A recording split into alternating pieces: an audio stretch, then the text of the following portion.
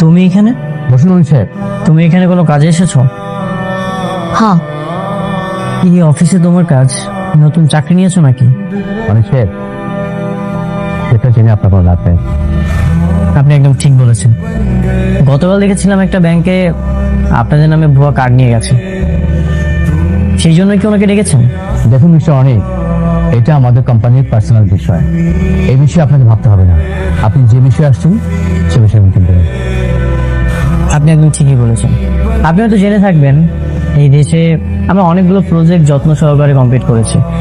এই যে এখানে তার ডকুমেন্টসগুলো আছে। আমি চাই আপনাদের সঙ্গে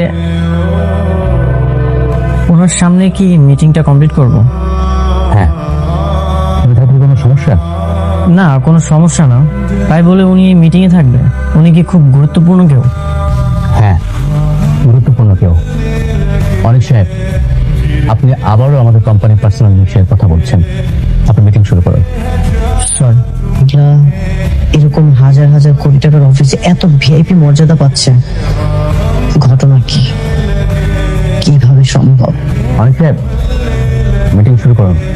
হ্যাঁ, যেটা বলছিলাম, আপনি যদি খোঁজ খবর নিয়ে থাকেন তাহলে আমার কোম্পানি সম্পর্কে আপনি ধারণা পেয়ে যাবেন। আপনার কোম্পানি? কয় কি আপনার কোম্পানি নাকি আপনার শ্বশুরের কোম্পানি? মানে? মানে হইল কোম্পানিটা আপনার শ্বশুরের। রমজান সাহেব, আপনাকে কোনো কিছু জিজ্ঞাসা করলে আপনি বলতেছেন আপনার কোম্পানির পার্সোনাল বিষয়, কিন্তু উনি তো আমার পার্সোনাল বিষয় নিয়ে কথা বলছেন। প্লিজ ওনাকে এখান থেকে চলে যেতে বলেন। হ্যাঁ, আমরা আপনাকে এত বড় একটা কাজ দিচ্ছি, আপনার কোম্পানির ব্যাকগ্রাউন্ড সম্পর্কে জানবো না? এটা আপনি কি ধরনের কথা বলছেন?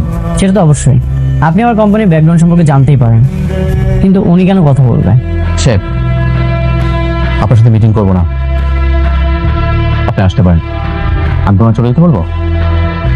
আপনার চলে যাইতে কোন? অনিক সাহেব, আপনি আসতে পারেন এখন। আমি চলে যাব মানে? আপনি ওর কথায় আমাকে চলে যেতে বলছেন? হ্যাঁ বলছি, ওনার কথায় আপনাকে চলে যেতে বলছি। এই কাজটা আমরা আপনাকে দিতে পারছি। আপনি আসতে পারেন।